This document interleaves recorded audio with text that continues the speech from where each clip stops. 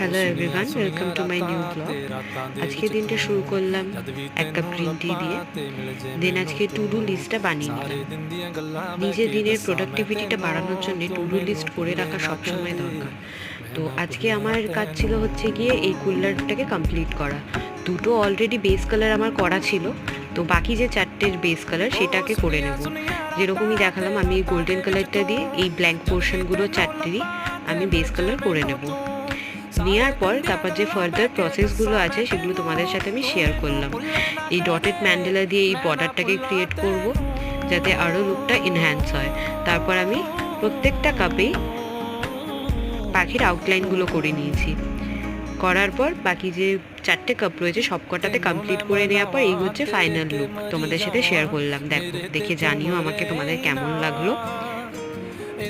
আজকের জন্য টাটা, পরের ব্লগে আবার দেখা হবে।